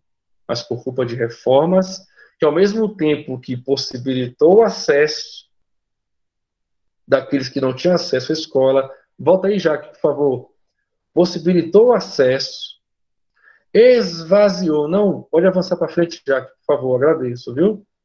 Avança mais uma vez, prontinho, obrigado. Esvaziou a escola do conhecimento científico. Se antes o rapaz, que polêmica, misericórdia. Se antes o analfabeto não estava na escola, porque não tinha acesso à escola, e vale lembrar que nos anos 80 as filas para matricular os filhos na escola eram enormes, tinha criança fora da escola, principalmente no campo. Note que eu estou falando de campo, mas é um contexto também urbano, viu, gente? Se nos anos 80 o problema era o acesso à escola, o analfabeto estava fora da escola. Nos anos 90, 2000 e diante, o analfabeto está dentro da escola. Dentro da escola. A criança está lá dentro, mas não consegue ser alfabetizada. O estudante de nível médio está dentro da escola, mas não entende conceitos básicos de matemática, de álgebra, de filosofia, de história, de geografia. Porque houve um esvaziamento do conhecimento científico em detrimento, dando lugar a metodologias. E aí fica a grande polêmica da noite. As metodologias deram lugar àquilo que a escola tem de mais importante, que é a produção do conhecimento, descaracterizando, inclusive, nós, professores, que éramos os sujeitos capazes de fazer isso. Ok? Então, o PREAL, recomendo que todos leiam um artigo, vou mandar esse artigo depois no grupo do WhatsApp, é porque eu não vou pesquisar aqui agora, que vai dar um trabalho danado, senão eu botava no chat, que é o Programa de Reforma Educacional da América Latina e Caribe, o PREAL, mostra como o Banco Mundial molda a educação da América Latina, inclusive os conteúdos escolares que deveriam ser trabalhados, né? Emprestou dinheiro, mas também influenciou, inclusive, os nossos currículos. É dose, meu amigo. E aí o que acontece? As políticas públicas vêm também embebecidas por essas políticas educacionais, né? Tem a SECADI avançando aí para as políticas públicas, que possibilitou, inclusive, Secretaria de Educação Continuada, Alfabetização, Diversidade e Inclusão, que vem aí com as políticas de educação do campo, que eu citei antes, todas vêm pela SECADI, né? Inclusive, acabou a SECADI. E o presidente da SECADI, Xavier, é inclusive do Vale de Quiriçá, da cidade de Mutuípe. Se tem algum mutuipense aqui, deve conhecer quem é o Xavier.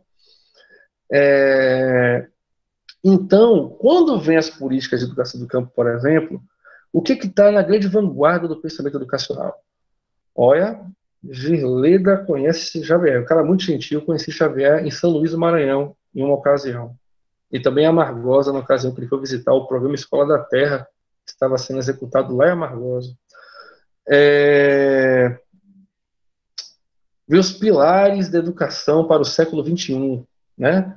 Era o pensamento vanguardista Felipe Perrenot e as pedagogias do aprender a aprender, pedagogias por competências, pedagogias liberais, inclusive. Então, vem as políticas de educação do campo mediadas, influenciadas por uma visão de pensamento pedagógico, ok? E aí vem, continuando, né, a crise do pensamento crítico. Thaís, então atrasada, viu? Puxar a orelha de Thaís aqui, entrego logo. Boa noite, minha amiga, seja bem-vinda, viu? Santo Inês. Boa noite, Thaís. Aí o que acontece? A crise do pensamento crítico coloca em xeque, inclusive, o pensamento pedagógico crítico. Autores como Paulo Freire, etc., etc., etc., são colocados em xeque. Não, eles não dão conta da educação. A produção do conhecimento crítico não dá mais lugar, não dá mais vazão às necessidades do século XXI. Né? E aí vem o pensamento pós-moderno. Inclusive, nada contra o pensamento pós-moderno, quem defende a tese, utilizado para justificar isso no meio político educacional, onde, olha que confusão eu vou criar agora, o mais importante não é o conhecimento crítico-científico, o mais importante é o aprender a aprender, porque o conhecimento, ele é tão volátil, ele é tão rápido, ele é tão efêmero, que é melhor o sujeito aprender a aprender, aprender a ter competências e habilidades para adaptar-se ao mundo moderno, ou melhor, pós-moderno, do que entrar em discussões aprofundadas da ciência, sendo que ela pode se tornar obsoleta mais cedo ou mais tarde. Então, o pensamento pós-moderno ocupa a educação do campo. Note, eu estou falando aqui de corrente pedagógica, inclusive com boas interpretações e más interpretações, viu, gente? Porque o pensamento científico na área de humanas é assim. Ocupa o pensamento da educação do campo, inclusive embebece aí essas leis e políticas públicas, ok? E aí temos aí, por fim, a BNCC, recente, 2017, e o avanço do pensamento tecnicista conservador, e tinha outra palavra aqui que cortou no slide, que é o liberal. Para compreender a BNCC, é importante compreender a trajetória histórica por trás dela. Né? Ela vem no âmbito das pedagogias por competências, influenciada inclusive pelas reformas dos anos 90, né? As diretrizes curriculares nacionais, por exemplo, dos anos 90, os parâmetros curriculares nacionais, que nas escolas aí deve ter ainda aqueles livrinhos coloridos, né?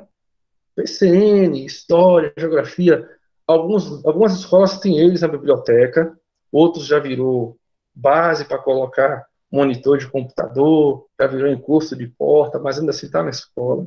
Brincadeiras à parte, viu, gente? Vem dos anos 90. Então, a BNCC vem com a pedagogia por competências como se fosse uma novidade, quando não é. Já trabalhamos com isso há décadas, literalmente. E vem através do contexto nacional, do avanço do conservadorismo político. E aí, por exemplo, nada contra, viu, gente? Nada contra, mas aí é uma questão que tem que ser colocada em pauta. Ensino religioso, à volta, pensamento conservador. Vamos falar de sexo na escola, vai entrar em qual pauta? Ensino religioso, queria colocar lá dentro, misericórdia. Então, assim, existe um pensamento conservador por trás da questão da BNCC. Note que eu estou falando aqui de pensamento que embebece a política pública. Se a escola, por exemplo, trabalha nessa concepção, é uma concepção da escola, compreende? Mas como política pública, ela é fortemente influenciada pelo pensamento conservador tecnicista liberal. Por que tecnicista? Trabalha com matrizes de habilidades e competências voltadas a Saeb-Deb. Então, Saeb-Deb é a forma do Estado controlar a feição do conhecimento e vamos trabalhar competência e habilidade para matrizes de competências e habilidades, ao invés de trabalhar conhecimento científico, que é capaz de emancipar os sujeitos, seja no campo ou da cidade, ok? Então, a conjuntura histórica, pedagógica e políticas públicas em educação vem também embebecendo as políticas públicas, inclusive que media a educação do campo, tá bom? E depois eu apanho por conta disso. Passa aí, por favor, para o próximo slide. Apanho dos amigos e amigas que discordam, mas é isso mesmo. Por fim, as correntes de pensamento pedagógico e a base legal da educação do campo, né? Ela vem com forte influência das correntes de pensamento liberal, né? Muitas delas, né? Porque a lei foi uma concessão de Estado. Deu a lei, mas não tirou aquilo que domina, que é o pensamento, né? Forte influência do pensamento pós-moderno. Gente, marca contra a pós-modernidade. Eu não sou contra a pós-modernidade. Inclusive, entendo que o avançar da história leva, inclusive, a pensamentos pós-modernos. Mas, muitas vezes, na educação, falta uma coisa fundamental.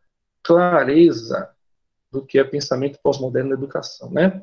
O princípio da incerteza da pós-modernidade. Quando entra na educação, e é um debate muito bom, viu, Matheus e Nelson, para a gente fazer depois no SEJA, no Colégio José Américo Araújo, o princípio da incerteza, quando entra na educação, deixa tudo no relativismo. É ou não é, pode ser ou não pode ser. E aí não tem as concretudes necessárias para avançar, muitas vezes, tá? Isso, às vezes, não é culpa nem do pensamento pós-moderno, mas de quem escreveu sobre, quando foi transformar isso em versos para a educação, né? Alguns autores, inclusive, passam situações muito complicadas por isso. Concessões de direitos para o campo brasileiro por parte do Estado.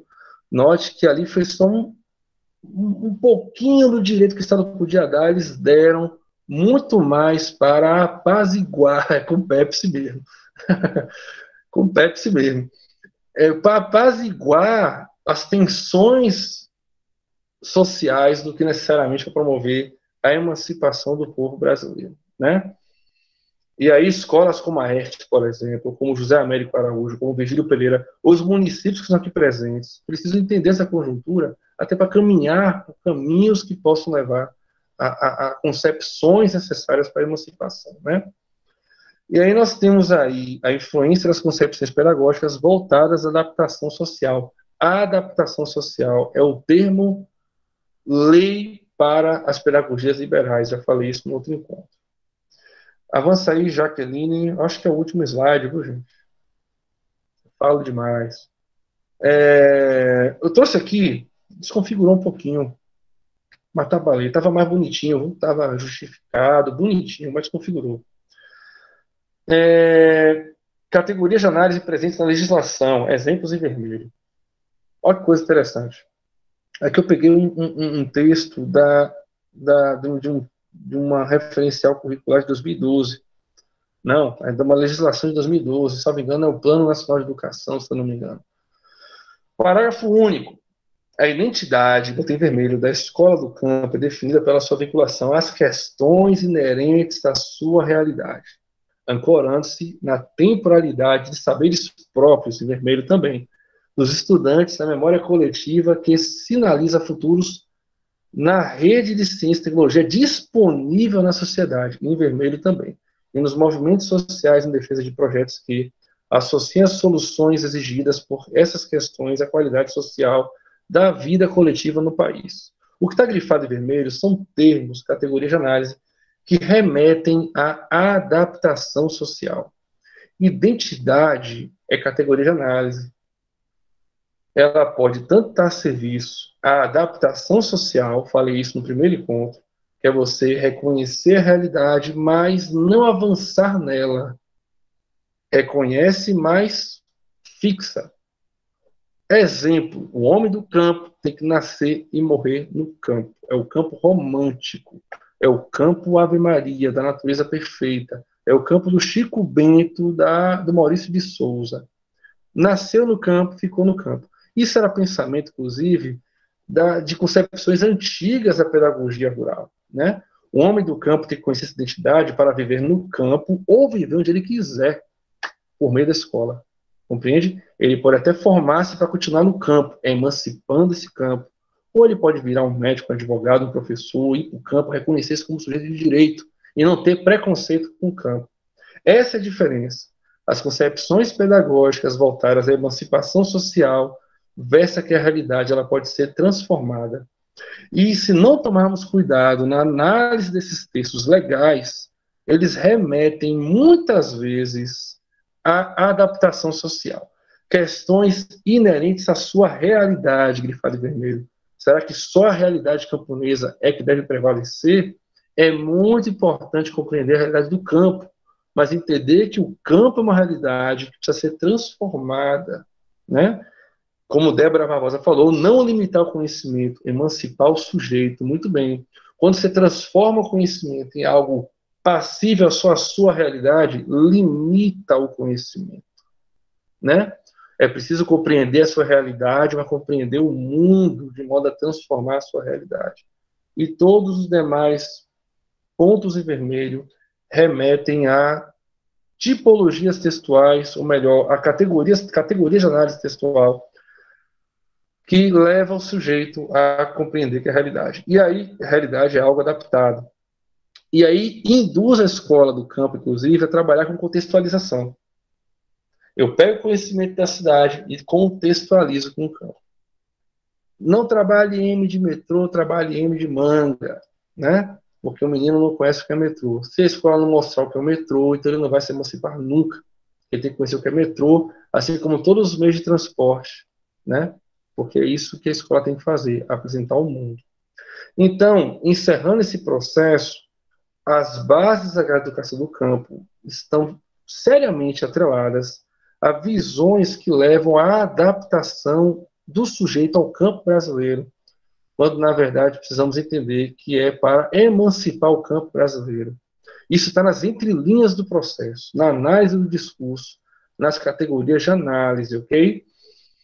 Avançamos muito, mas ainda temos que tomar alguns cuidados, porque o Estado, ele não é brincadeira. Foi de novo aí a frequência. Para encerrar, pode avançar, por favor, professora Jaqueline.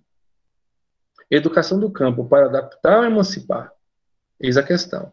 Eu falo do campo, mas serve também às escolas que estão na cidade, escolas públicas, como a CM de Santo Inês, por exemplo. O professor Enio já trabalhou lá, trabalha lá, e tantas escolas urbanas espalhadas pelo Brasil. Tá bom? Avança, por favor. Concluindo, né?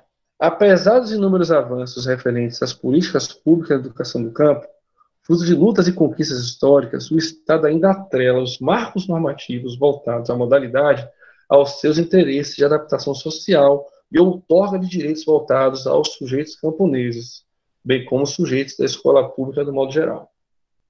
O caminho, a partir de tal, né, análise, aprofundar o conhecimento frente à análise da realidade concreta, a partir de pesquisas e estudos contra-hegemônicos voltados à emancipação social.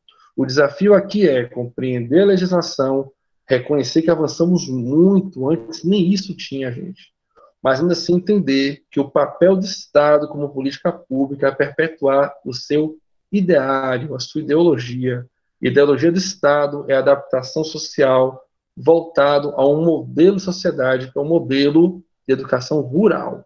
Então, ele dá com uma mão, mas mantém as velhas estruturas com outra. Fundamentos e princípios, pessoal, é o caminho para compreender a realidade do campo, ancorados na política pública, claro que sim, mas tomando todo o cuidado para fazer as análises de maneira correta. Ok? Para encerrar, pode passar, por favor, minha amiga Jaqueline, minha nobre companheira Jaqueline. Quando a educação não é libertadora, o sonho do oprimido é ser opressor. Encerro com essa frase célebre do Paulo Freire. Se a gente não entende as análises que estão por trás do processo, inclusive legal, vamos continuar reproduzindo uma máquina terrível, que é a máquina de fazer sujeitos opressores, através do conhecimento que a escola pode possibilitar. Na verdade, a escola precisa trabalhar com conhecimentos críticos, capazes de desenvolver o pensamento científico, o pensamento da realidade concreta e avançar para um outro modelo de sociedade, num campo e na cidade, ok? Com a colaboração da minha nobre companheira Jaqueline Reis de Andrade, eu comando um grande beijo, vai aparecer no próximo encontro, né, Jaque? Encerro aqui a minha fala de hoje sobre base Base Legal da Educação do Campo, agradecendo muito a paciência de todos vocês e abrindo espaço aí para questões que possam surgir, críticas, discordâncias. Marco, a informação de hoje foi muito ruim. Marcos, parabéns, fiquem à vontade ao fazer suas colocações, tá certo? Muito obrigado, amigos e amigas. Temos aí um tempinho para os papos, às 20 horas e 46 minutos. Um dia eu vou terminar no teto, que é às 8h30, eu prometo. Mas hoje não deu, tá? Obrigado, pessoal. Jaque, um grande beijo. Você é 10. A Senate, muito obrigado. Eronice também, Jéssica. Valeu, pessoal. Eu vou colocar o slide lá no grupo e vou botar a gravação no grupo. Ajuda a difundir essa gravação, gente. Ajuda a difundir essa gravação. Até para que a gente tenha bate-papo aí, alguém que discorde e transforme isso, inclusive, em um diálogo mais ampliado, tá bom? Perdoe aí se a fala ficou baixa, perdoe aí se Marcos não está bem enquadrado. Marcos, é isso mesmo, é ao vivo, não tem Photoshop, mas vamos avançando aí no nosso diálogo. Um abraço, Vilmaci, toda a equipe da ERT, equipe que faz um trabalho de excelência no município de Jaguaquara, trabalho esse que exige uma dedicação sem igual junto à população camponesa, em tempos de alternância, em tempos que isso normalmente era conhecido. 2001, a ERT já trabalhava com pedagogia de alternância. Um abraço aí ao pessoal do José Américo Araújo, a equipe, eu tenho um profundo respeito e admiração, um quadro de excelência. Um abraço aí ao pessoal do Virgílio Pereira de Almeida, escola que eu tenho profunda admiração, um profundo sentimento de pertença, mesmo nunca tendo trabalhado no Virgílio Pereira de Almeida, mas é um quadro que eu tenho muita proximidade. Um abraço aí aos municípios presentes, aos colegas presentes do Vale de Quiriçá, Chapada Diamantina, Sul, Norte, são mais de 80 municípios. Fico muito feliz, viu, gente? Vou fazer um panorama sobre isso e colocar nas redes sociais. Assinem a frequência, por favor. A última frequência, a última frequência, eu li cada avaliação, vou colocar inclusive público isso. As avaliações, graças a Deus, foram muito boas. Se tiver alguma crítica, gente, pode sentar o pau também, não tem problema, a gente está aqui para aprender. Nazara, um grande abraço, minha amiga. Laodiceia também, um grande abraço. Perguntas, gente. Marco, eu não concordei com isso, não. Acho que você falou muito mal da pós-modernidade. Quieta com isso, Marco. Eu acho que você falou mal aí da política pública de educação do campo. Não é isso, é uma análise de conjuntura histórica, tá bom? Perguntas, pessoal, fique à vontade, viu? Jaqueline, tem uma pergunta? Não, Jaque? Fala aí nos bastidores uma pergunta, vai.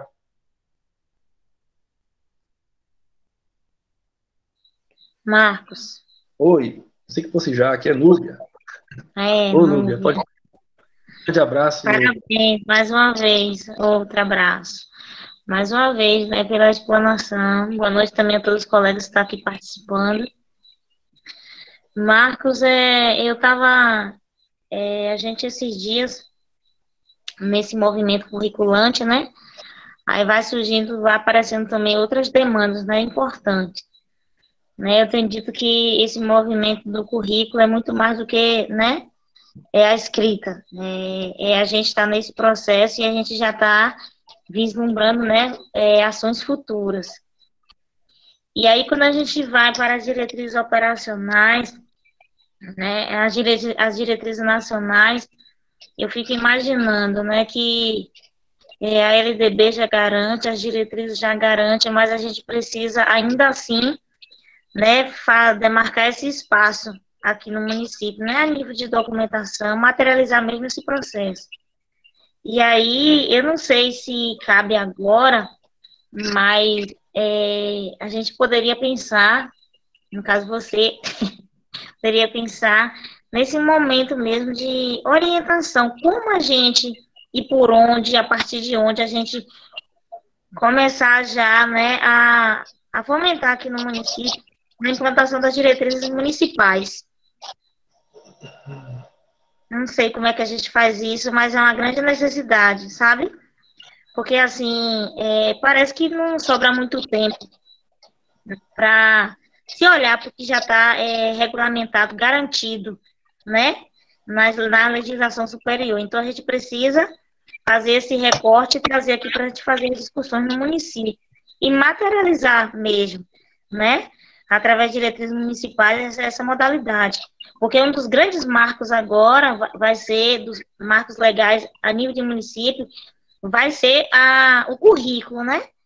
Porque, por exemplo, aqui no município de Laje, a gente tem algumas coisinhas lá no PME, mas o que vai mesmo oficializar essa modalidade de educação do campo aqui no município de Laje é o currículo, né? E aí depois a gente está endossando essa discussão aqui, aí depois pós-currículo, a gente vai para os PPP da escola, né? E aí a gente vai garantindo, né, espaço, assim, legal, né? O espaço legal a nível de legislação. E aí vem o currículo, aí vem o PPP da escola, aí a gente precisa também, para aprovar, né, construir e aprovar as diretrizes municipais, e assim a gente vai, né? É um processo que demanda uma caminhada longa. E aí, durante essa caminhada, a gente vai conquistando, né, e vai encontrando outras pessoas que vai compreendendo a importância dessa modalidade, né? A gente discutir, a gente fazer valer essa modalidade no município como o nosso, né? Então, assim, ótimo o momento de hoje, mas eu queria sugerir isso também. Esse momento de orientação para a construção das diretrizes municipais. Prontinho, era isso. Obrigada. Muito bom, viu? Muito obrigado, viu? Você fez parte, inclusive, da trajetória histórica do Vale de Quiriçá, no momento que nós estávamos ali nos fóruns de discussão e educação do campo, né? Eu acho que o movimento que os municípios, as escolas, de modo geral, precisam fazer, não é um movimento fácil, porque, como eu falei, as políticas são contra-hegemônicas, né? Quando se fala em educação do campo, não é uma questão que aparece fácil para ser colocada, instituída, implementada. Mas, ainda assim, a própria LDB possibilita isso, né? Não é uma questão proibitiva fazer isso. Caminhada é formar professores, ler e estudar as concepções pedagógicas, ler e estudar a organização do trabalho pedagógico voltada a trabalhar, inclusive, com os princípios da educação do campo, constituir projeto político-pedagógico para tal, e aí implementar as diretrizes a partir da caminhada sólida. E aí é parte do compromisso político dos municípios, entendendo que não é fácil para os municípios, porque, como eu falei, os programas oficiais do governo vêm na contramão disso, os currículos em ação, esses currículos já prontos, como a BNCC, vêm na contramão disso. A BNCC nem cita a educação do campo, né? Então, caminhadas tem que buscar aí pesquisa, coragem, trabalho consolidado para mobilizar um coletivo de professores, professoras, pais de alunos, estudantes e construir um currículo específico com diretrizes específicas. O mesmo pode acontecer nas escolas estaduais também. Mesmo sabendo, olha o que eu estou falando, que na contramão disso vem todas as propostas, projetos e ações da SEC na contramão desse processo. Então, assim, não é uma tarefa fácil porque é contra-hegemônico, mas é uma questão completamente possível, né? A princípio, a estratégia, inclusive no Vale de Quiriçá, é retomar o Fórum de Educação do Campo, fazendo essas formações com professores. Nas escolas estaduais, eu falei esse movimento que estamos fazendo agora, formar professores, no momento de planejar a jornada pedagógica, a formação de professores e colocando os fundamentos pedagógicos necessários para essa caminhada e construindo um currículo voltado à emancipação dos sujeitos, né? Que essa é a base do processo de educação do campo. Não é uma pedagogia rural, como muitos pensam, né? Inclusive, o modelo de pedagogização rural é um modelo ultrapassado que tinha como objetivo segurar o homem do campo no campo, né? Segurar o homem do campo no campo e impedir o êxodo rural. A educação do campo aqui parte de uma questão muito acima do que é o campo no sentido geográfico, mas desenvolvimento humano, né? A partir de concepções curriculares que dialogam com sua realidade. É um caminho passível, isso que a princípio, como formiguinhas mesmo, é fazer o que estamos fazendo, né? E aí, no bom sentido, mandando um abraço a todos os dirigentes de educação, tenho muitos amigos como secretário de educação, muitos, inúmeros na Bahia, Eu já fui secretário, eu sei as dificuldades que eles passam também, mas de forma muito republicana, estabelecer esses diálogos com as redes, né? Quando eu estava, só uma historinha rápida, quando eu estava secretário em Santo Inês, o MST Norte me procurou oficialmente, né? Existe um assentamento em Santo Inês MST, pequeno, na verdade, mas ainda assim muito organizado, né? A Hermes de Caires, mandando abraço para todo mundo da Hermes de Caires, né? O assentamento. Oficialmente perguntaram ao secretário, e aí, como é que vai ser a educação do campo? Para sorte, vai ser assim, assim, assim. Eu tinha políticas públicas voltadas para tal, né? Mas tem colegas secretários que não têm a formação ainda, é uma caminhada. Se apropria disso, vai fazendo esse trabalho, né? Esse trabalho. E na rede estadual de ensino, colégio de ensino médio, por exemplo, é o mesmo caminho, não tem diferença, não. Mesmo caminhando na contra-hegemonia. Está gravado, é importante isso. A Secretaria de Educação do Estado da Bahia mantém uma estrutura de pouquíssimas pessoas na educação do campo. Conheço todas praticamente, minhas pessoas são meus amigos e amigas que estão lá dentro.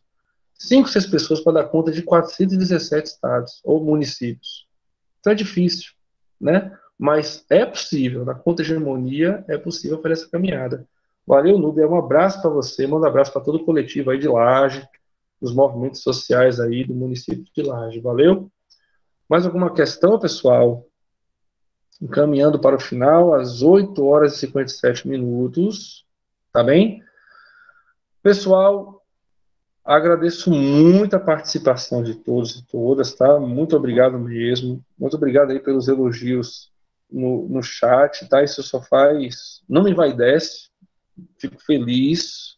E só aponta, né, que estamos no caminho certo, tá bom? No sentido de fazer essa formação, de trabalhar com muito pé no chão, muita humildade. Eu também erro, muito, inclusive, né? Às vezes brinco demais, mas o caminho é esse, para deixar a coisa mais leve. Valeu? Pessoal, assim que terminar, eu vou disponibilizar a gravação no canal do YouTube, vou carregar lá e vou colocar no grupo do WhatsApp.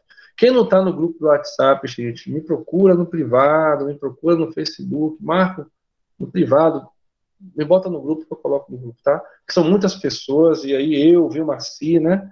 A equipe aqui é uma equipe pequenininha, mas muito retada, trabalhando aí para fazer essa formação, melhorando a cada dia, valeu? Boa noite, pessoal, um prazer enorme, encerrando a gravação, mandando um abraço especial aí a todo o coletivo que está nos assistindo nesse momento, valeu? Um abraço, um beijo, Jaqueline. Quem fala? Rita, ia falar? Ou foi só um boa noite? Boa noite, Rita, para você também. Iane, GQE, trabalha aí em Jaguapara, um forte abraço, minha amiga. Valeu, pessoal. Até o próximo encontro na semana, daqui a 15 dias, né? Na semana que vem, a outra semana que vamos estar divulgando e vamos continuar nossos diálogos com a organização do trabalho pedagógico na educação do campo. Valeu? Aí sim, entrando mais nas questões miúdas da sala de aula. Valeu? Um abraço, pessoal. Fiquem com Deus. Cuidem-se.